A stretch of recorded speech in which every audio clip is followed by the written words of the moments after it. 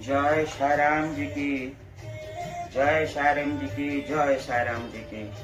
आज हम वही महाप्रभु जिसको संत बोलते हैं, जिसको फकीर बोलते हैं, जिसको राजाधि राजा सच्चिदानंद सदगुरु बोलते हैं, आज मैं वही महान शिरडी साई बाबा का बारे में मैं बोलूँगा। और उनके जो प्रेरणा मुझे मिला है, मेरा अनुभूति में आपको इसी माध्यम से बताऊंगा, वो चमत्कार में बताऊंगा। उनके हर मेरे शरीर में, उनका कोन कोन में, रोम रोम में कैसे मेरे को वो आश्चर्य चमत्कार हुई, मैं आप लोग को सब इसी माध्यम से बताऊंगा। आपको तो पता होगा, अहमदाबाद नगर का, महाराष्ट्र का एक जिला में जहां प्रभु जी की आविर्भाव हुई थी, लेकिन आज तक उनको कहां से, किसी गांव से जन्म हुआ वो कथन तो पता ही नहीं है। लेकिन ये विश्वास है 1838 में प्रभु जी की आविर्भाव उसी गांव में हुई थी, जो गांव का नाम था अहमदाबाद डिस्ट्रिक्ट में एक छोटा सा गांव। और जिस गांव में बाबा फकीर के रूप में, एक छोटा बच्चा का रूप में आए थे और एक नीम की पेड़ के नीचे बैठ गए थे। और इसको तो सबको पता होगा कि उनकी जो देहांत हुई वो 1918 विजयादशमी 15 अक्टूबर को हुई थी। और उनको पहले से आभास हो गया था कि मैं उसी दिन देहांत होगा मेरा। उनकी जो चमत्कारी है, और उस जगह में जहां नीम का पेड़ के पास जहां बैठते थे, अचानक वो 3 साल कहीं डिसअपियर हो गए। और फिर 3 साल के बाद जब आए, बाबा वहीं पे परमानेंटली रह गए। और उनको साई मतलब गॉड के नाम पे पुकारा जाता है। वो संत है, वो फकीर है, वो सब धर्म का मानते हैं। उनकी कहना है,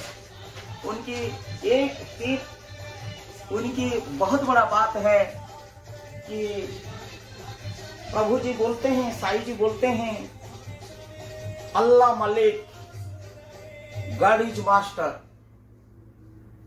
श्रद्धा सबूरी, क्या श्रद्धा है ये। और दूसरा बोलते हैं सबूरी क्या है। और तीसरा इन्होंने बोलता है सबका मालिक एक है। वो जोगीराज है, वो सच्चिदानंद है, वो साईनाथ है, वो परम ब्रह्म है, वो फकीर है, वो संत है, वो अवतार है,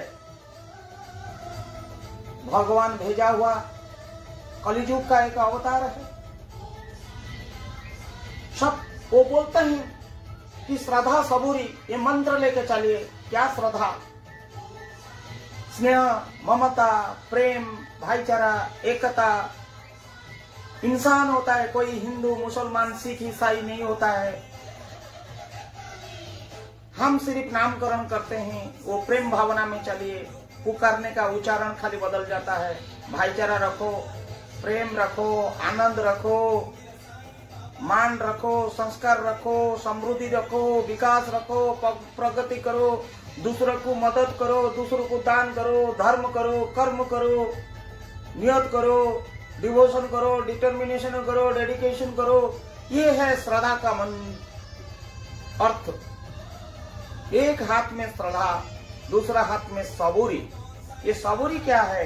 कोई भी काम मन को काबू रखो, मन को नियंत्रण में रखो, शांत रखो, पेशेंस रखो, धैर्य रखो, धैर्य रखो। अपना तकदीर को जितनी आप काबू में रख सकते हैं उसको रखो।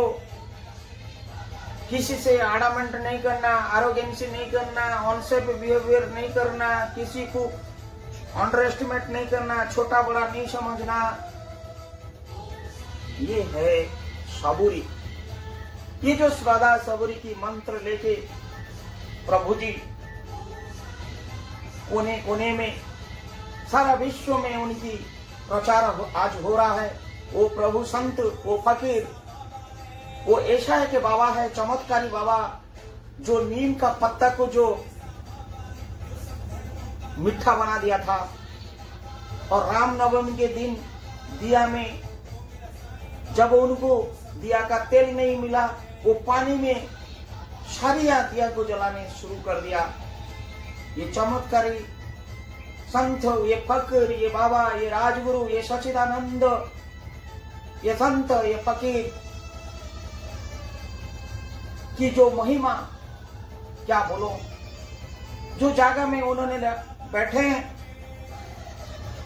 वो एक मस्जिद था और वो मस्जिद को द्वारिकामयी के नाम पे उनको प्रचारित कर दिया और द्वारिकामयी का नाम पे आज वो सब कोई जानते हैं। और कहावत ये है, कहावत है, प्रभु बोलते हैं हमेशा, मैं केवल भगवान का दास हूं, मैं केवल भगवान का दास हूं और भगवान का बिना अनुमति में मैं कुछ भी नहीं कर सकता हूं, मैं कुछ भी नहीं कर सकता हूं। ये उनकी जो कहावत है कि मैं केवल भगवान को विचार, भगवान का धर्म, भगवान का अनुमति से मैं आगे चलता हूं। और मैं आप लोग को सबको बोलता हूं, भगवान को पुरस्कार करो, भगवान को प्रार्थना करो, भगवान का शरण में जाओ। ये भगवान ही आपको रोशनी देंगे, रास्ता देंगे, आशीर्वाद देंगे, धैर्य देंगे, सबूरी देंगे। फिर वही बोलते हैं, अल्लाह मालिक, सबका मालिक एक है, श्रद्धा सबूरी, ये मंत्र उनकी। एक छोटा सा कफन बांध देते थे और फकीर, सच तो ये है, वो फकीर होके जाते थे किसी का दरबार में, वो मांगने नहीं जाते थे, वो देने जाते थे। उनका श्रद्धा जहां आ गया वो वहीं जाते थे। बहाना था मांगने का, लेकिन देने के लिए तो जाते थे। वो अंतर्यामी है, वो निराकार है, वो ब्रह्म है, वो विष्णु है, वो महेश है और वो अवतार है। उनको सब पता हो जाता था। मिट्टी को ऐसे पकड़ लेने से सोना बना देते थे फकीर जी। उनकी 4 आरती होता है आज भी। उनको जो विजयादशमी के बाद जो समाधि लेने के बाद जो 4 आरती होता है, शायद आप लोग को पता नहीं होगा। एक है उसको बोलते हैं कक्कड़ आरती, जो सुबह सुबह होता है 4:30 बजे के आसपास में, और एक होता है मध्याह्न आरती, वो 12:30 बजे के बाद होता है, और एक है धूप आरती जो सायंकाल में होता है, और एक होता है सेज आरती जो शयन को जाने से पहले होता है, वो नाइट में होता है, करीब 10:30 बजे होता है। 4 आरती उनके पास होता है। और उनकी समाधि जो होता है द्वारकामयी में होता है। और उनकी 5 मंत्र था। क्या मंत्र था? वो 5 मंत्र था प्रभु जी की। ये प्रभु जी की 5 मंत्र था। उनका था डेडिकेशन, उनका था डिवोशन, उनका था डिटर्मिनेशन, उनका था डिसिप्लिन, और उनका था डिस्क्रिमिनेशन। बड़ा छोटा कोई दुनिया में नहीं होता है। ये जो 5 D की मंत्र आज हम बोलते हैं साइंस में, लेकिन ये साधु ने, संत ने वो बताए थे। और उनका गुरुवार के दिन में खिचड़ी की प्रसाद होता है। और एक कहावत है द्वारकामयी को प्रति गुरुवार का दिन में लाखों, हजारों, 100 या 1 कोई भी भूखा नहीं जाता है। वहां पे अन्न प्रसाद दिया जाता है, खिचड़ी बंटन होता है। और स्वयं बाबा ने द्वारकामयी को उस दिन आते हैं श्रद्धालु को दर्शन देने के लिए। उनकी देहांत के बारे में लोग को पता है, लेकिन उनका उत्पन्न कहां से हुआ, कौन सा गांव से आया, बहुत सारी कहावत है। बहुत सारी कहावत है कि उनकी जो जन्म कब हुई और कहां से हुई, क्यों उनको सदगुरु कहा जाता है, ये बहुत रहस्यमय है। और बोलते हैं कि ये दत्तात्रेय देवता का एक अवतार है। दत्तात्रेय देवता की एक अनुरूपक, एक अवतार का रूप में वो आए हैं। लेकिन उनको श्री साई सच्चिदानंद के रूप में, सदगुरु के नाम पे, संत के नाम पे, एक बहुत प्रकार में उनका अनेक नाम में पुकारा जाता है। मैं ये सब आज नहीं कह के उनको खाली इतना मैं कोटि कोटि नमन करता हूँ ये राजाधिराज राजगुरु को, सच्चिदानंद को, कि मेरे साथ क्या अनोनी घटना हुआ था। आइए, मैं वो जो छोटा गांव में जिसको पथरी करके बोलते हैं, जहां उनकी जन्म है और जहां वो लोग बोलते हैं कि वो पथरी गांव में जन्म हुआ था। कोई बोलते हैं तमिलनाडु में जन्म हुआ था, चाहे उनका कहीं पे भी जन्म हो। कोई बोलते हैं कि कोई एक नाविक, उनको नाविक के परिवार में जन्म हुई थी। कोई बोलते हैं वो तमिलनाडु का छोटा सा गांव से जन्म हुए थे। लेकिन सटीक आज तक तो किसी को भी पता नहीं है।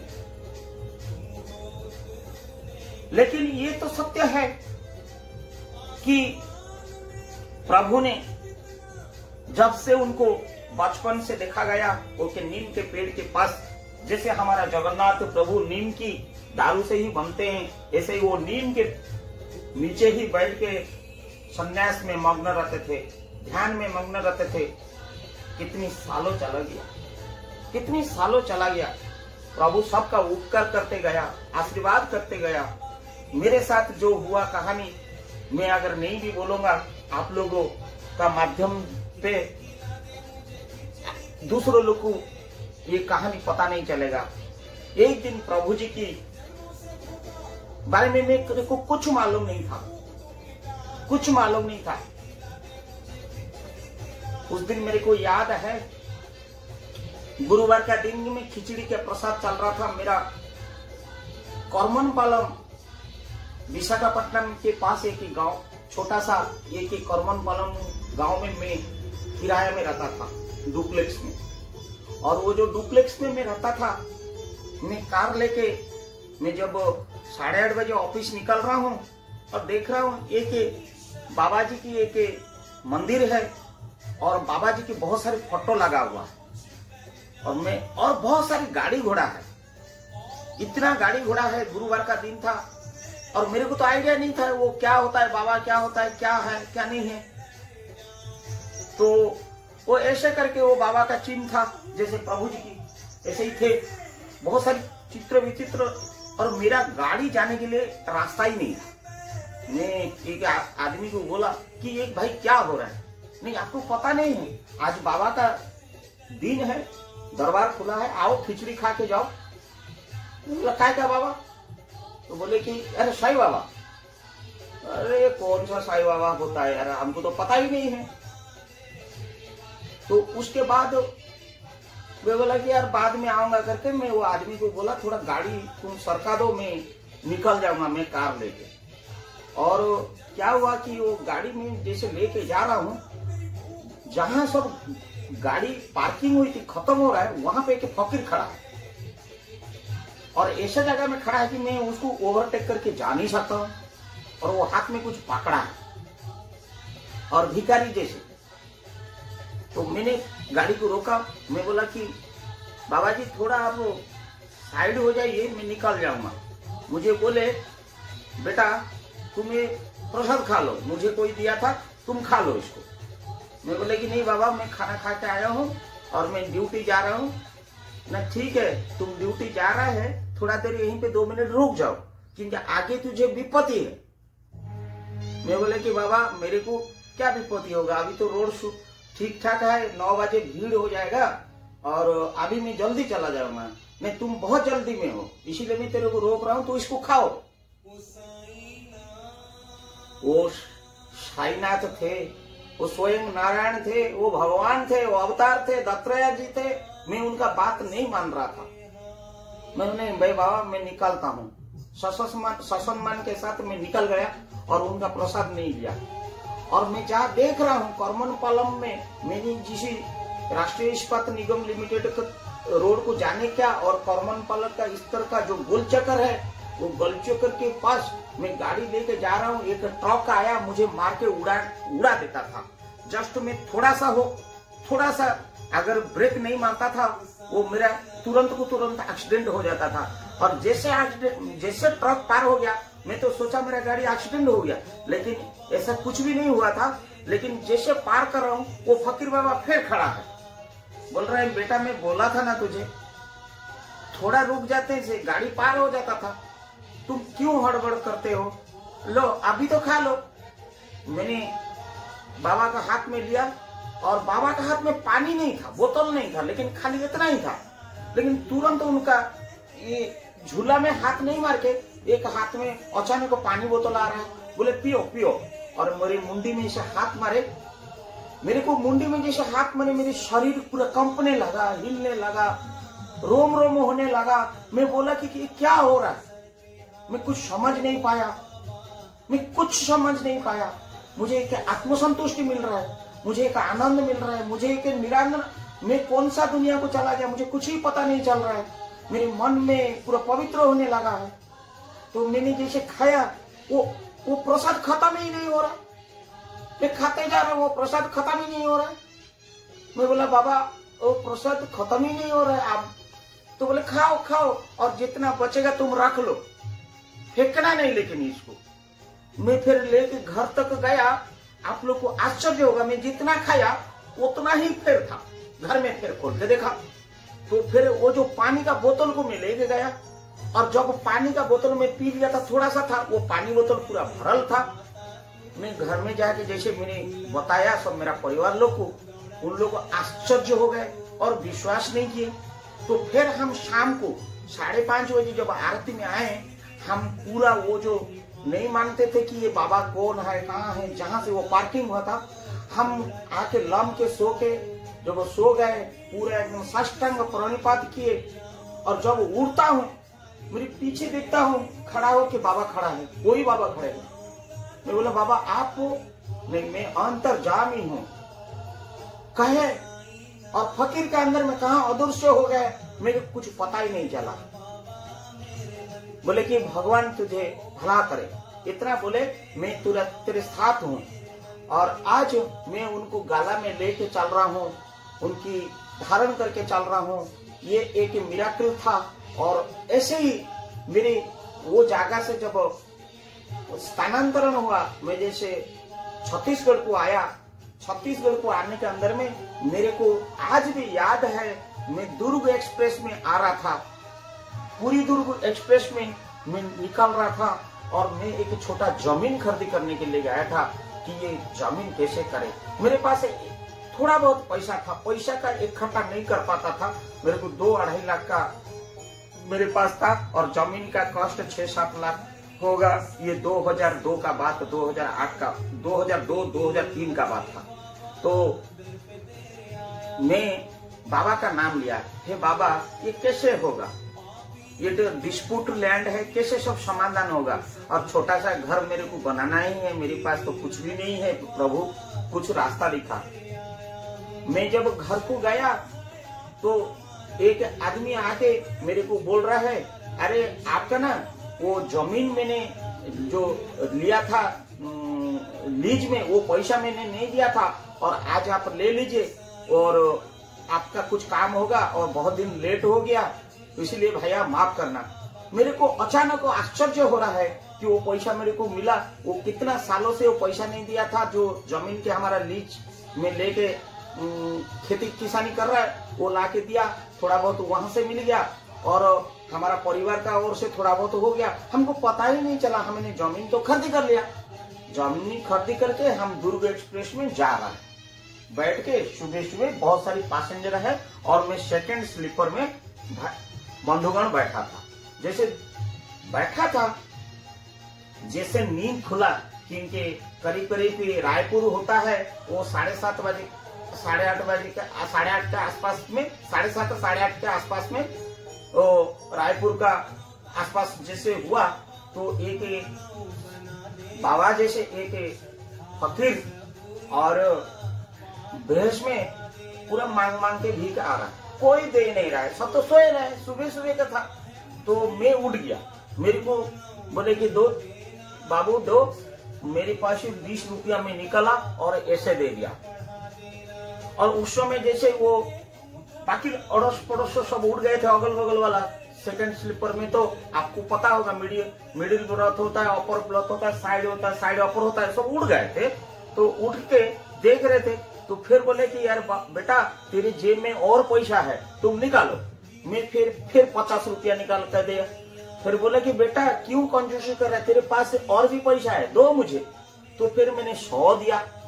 फिर ये लोग सब हंस रहे थे, तो बोले कि यार ये कुछ हिप्नोटिज्म कर दिया, कुछ जादू टोना वाला आ गया, ये उसको पैसा लूट के जाएगा। फिर बोला कि यार बेटा देखे तेरा अट्टाची में बहुत पैसा है, तुम इतना छोटा छोटा पैसा क्यों दे रहा है, तुम 500 दो। मैंने फिर 500 निकल के 500 दिया। फिर 1000 रुपया वाला नोट चल रहा था, उस समय 1000 नोट, बोला कि तेरे बेटा दो। देने के बाद मैंने देखा मेरे पास जितना पैसा पत्र है मैं सब दे चुका हूँ, और मेरे पास सिर्फ थोड़ा बहुत चिल्लर पैसा पड़ा हुआ। मैं बोला बाबा और नहीं है मेरे पास, थोड़ा बहुत पड़ा हुआ। तो ये लोग जितनी मेरी बैठे थे वो कंपार्टमेंट में, वो हंसने लगे और बोले गया ना, लूट के लेके चला गया ना, क्या मिला यार, उतना पैसा हम लोग को चाय पानी पिला देते थे। हे बंधुगण श्रोतागण, जो मेरा जीवन का जो मिराकिल मैं बता रहा हूँ, ये कोई कहानी नहीं है, ये सत्य मेरे साथ घटा हुआ है। मैं स्वयं उसको आजमाया हूँ, मैं आज आपको बयान कर रहा हूँ। ये प्रभु जी की महान लीला से एक लीला मेरे साथ चमत्कारी जो हुई मैं बता रहा हूँ। आइए आगे क्या हुआ। मैंने जैसे पैसा पत्र लेके गए, मैं बोले हे प्रभु मैं तो ऐसे ही कल भिखारी था, आप ही अरेंज कर दिए थे, और आपका ही ये शायद साक्षात दर्शन हो रहा है। सुबह सुबह मुझे ऐसा अनुभव हो रहा है प्रभु, मुझे अनुभव हो रहा है। और प्रभु वो जगह में छोटा सा घर कैसे बनाऊंगा, उसका व्यवस्था कुछ कर दीजिए ना प्रभु। और मेरे पास तो पैसा नहीं है, मैं फिर इतना दूर कैसे भी ऑटो में जाऊंगा। अच्छा चलो कोई बात नहीं है, वो बाबा कुछ करेंगे नहीं तो पैदल 5 किलोमीटर चला जाएंगे, और क्या है, चिल्लर पैसा में क्या होगा, 5-10 रुपया तो पड़ा था। और मुझे ऑटो भाड़ा चाहिए करीब 50 रुपया से 100 रुपये के आसपास में, डिपेंड करता है ऑटो वाला कितना लेगा। तो उसके बाद क्या होगा, आप लोग को हंसी आएगा। हम जब कि भिलाई पावर हाउस करके एक छोटा सा स्टेशन है, मतलब वो दुर्ग स्टेशन, पहले हम जब उतर रहे हैं, वो पर्टिकुलर जो मेरे से पैसा लिए थे वो बाबा खड़ा है। जब खड़ा है मैं बोला बाबा आप तो ट्रेन में आते थे, और वो भी रायपुर से पहले वाला स्टेशन में। बाबा मैं तो अभी उतर रहा हूँ, ट्रेन अभी आया, आपके कब कौन सा गाड़ी से आके पहुंचा। मृदु हंस के बोले बेटा तेरे पास पैसा नहीं है ना ऑटो के लिए। मैं बोला नहीं बाबा, आपको कैसे पता चला, ना आओ ना ऑटो में बैठो, मैं भी उधर ही जा रहा हूँ, तुम जाओगे ना सेक्टर 10 तरफ। मैं बोला हाँ बाबा।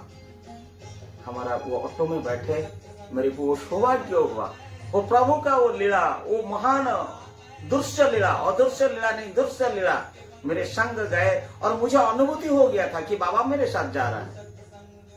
मेरे को यह अनुभूति हो गया था कि बाबा मेरे साथ जा रहा है। कि जैसे मैं उतरा सेक्टर 10 में, वो मुझे जितना ही पैसा लिए थे उससे कहीं गुना पैसा उनका झोली से मेरे को निकाल के दिए। मैं वो पैसा को जैसे ऐसे रखा, मेरे को बोले बेटा यही पैसा से तेरा घर हो जाएगा, तो चिंता मत करो जा। और जैसे मैं गया, मैंने मेरा ड्यूटी किया। 2 महीने के अंदर में मेरी एक दोस्त मुझे फोन कर रहा है, अरे प्रमोद। मैं बोला कि हाँ दोस्त बोलो मनोज, ना मेरा पोस्टिंग हो गया है वो डिजाइन डिपार्टमेंट में उड़ीसा में, तुम आ जाना, कोई भी काम होगा मेरे को बताना। तुरंत को तुरंत मेरा बिल्डिंग प्लान अप्रूव हो गया, तुरंत को तुरंत, कुछ करने की नहीं, एको पैसा की जरूरत नहीं। ऐसे ऐसे ऐसे ऐसे ऐसे ऐसे प्रभु की लीला में वो छोटा सा घर मैंने बना लिया और मेरा परिवार को खुशी देखने लगा। और जैसे कंप्लीट हुआ वो दिन मुझे आज भी याद है, रामनवमी था। हमने सोचे कि आज गृह प्रतिष्ठा करेंगे। जिन्होंने मुझे इतनी सारी पैसा दे दिए थे हाथ में, उन्होंने आके हमारा दरवाजा में खड़ा है, मेरे घर के सामने। आज बोलने के लिए हिम्मत नहीं हो रहा है, इकट्ठा में हिम्मत नहीं कर पा रहा हूँ। बोल रहे हैं थोड़ा एक गिलास पानी दे दो, घर में कोई है, एक गिलास पानी दे दो, एक गिलास पानी दे दो। तो हम जब दरवाजा खोले देखे कि प्रभु जी फकीर की भेष में आए हैं। हम समझ गए थे कि प्रभु हैं, मेरी स्वयं नारायण है, अंतर्यामी है, साईनाथ, सच्चिदानंद सदगुरु राजाधिराज परम ब्रह्म स्वयं आए हैं। मैं तुरंत दंडायमान हुआ, प्रभु बैठे। नहीं बेटा, मैं बैठने नहीं आया, गृह प्रवेश कर रहा है, पानी दे दो। पानी पिया।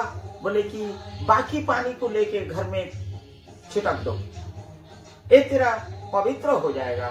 हे प्रभु, मैंने जैसे उनको पानी रखा, मैं घर में सब लोग को बोला, बच्चे लोग को बोला, परिवार लोग को बोला कि ये प्रभु का सब लोग उनके सानिध्य किए। और जब बोले कि सब घर में रहो, मैं जा रहा हूँ, हम बोले प्रभु कुछ जलपान, नहीं, कुछ आवश्यकता नहीं है, मैं आया था, कुछ इधर काम था।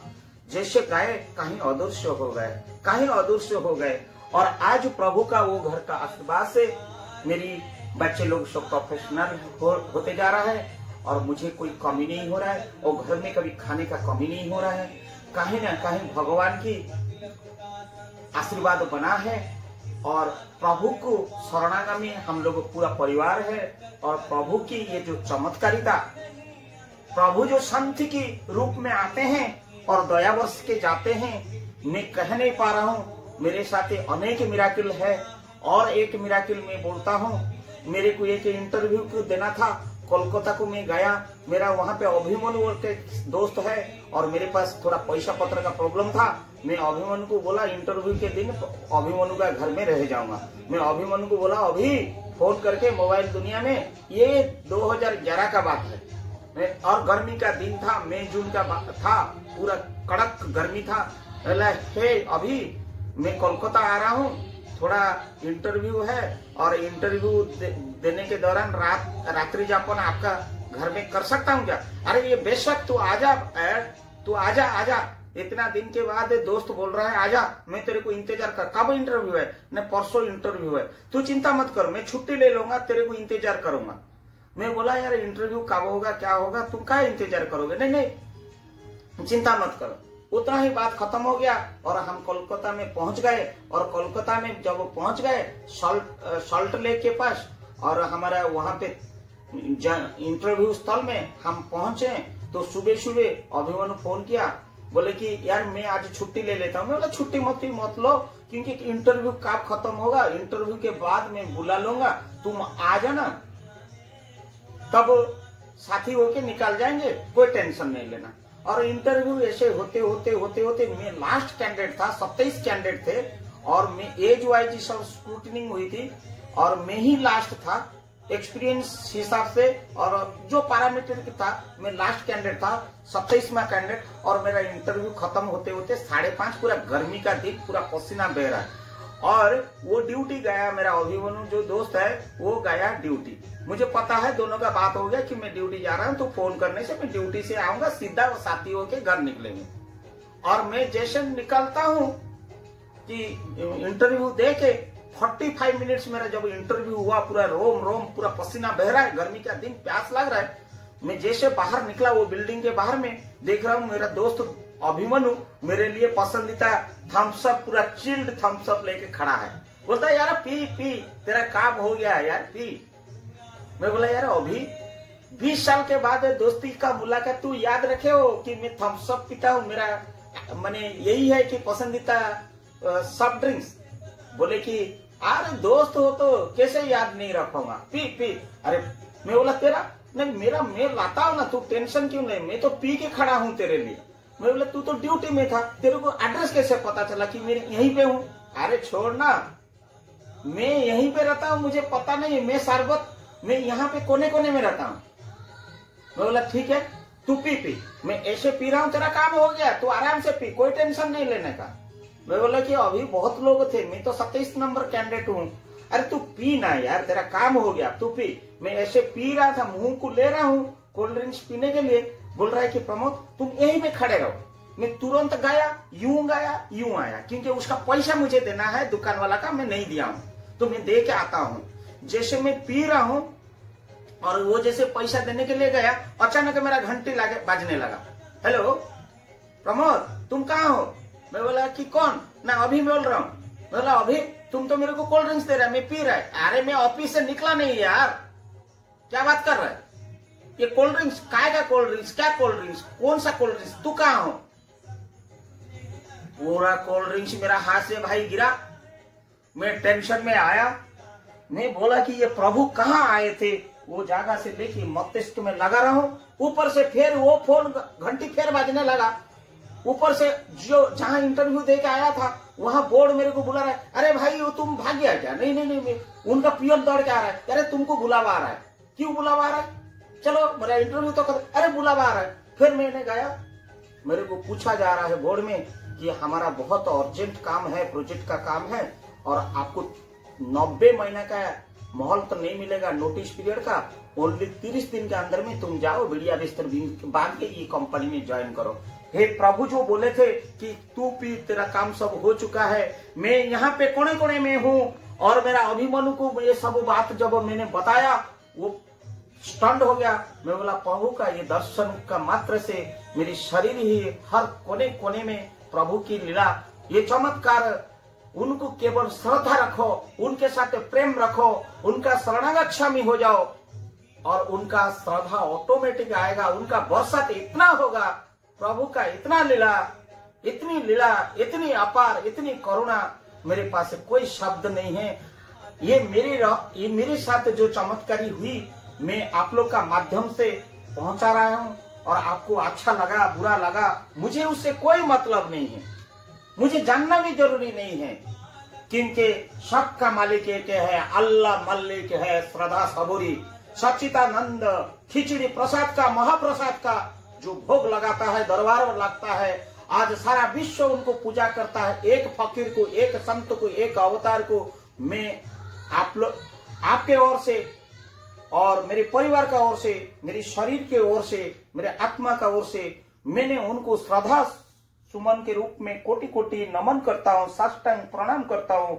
हे सच्चिदानंद सदगुरु साईनाथ, मेरे परिवार को, मेरे जनता को, मेरे जनवासी को, मेरे साथी लोग को, मेरा बंधु बांधव कुटुंब को, वसुंधव कुटुंबम को, जितनी भी ये संसार में पशु पक्षी कोने कोने में संसार में रहते हैं उनको, हे प्रभु निराकार आप आदर्श दीजिए, आशीर्वाद दीजिए, रास्ता दिखाइए, उनका गलती को माफ करके जैसे मेरे प्रति दया रखे हैं प्रभु, सबके प्रति दया रखिए। मैं आपको विनती करता हूँ, आपको नमन करता हूँ प्रभु, नमन करता हूँ प्रभु, नमन करता हूँ।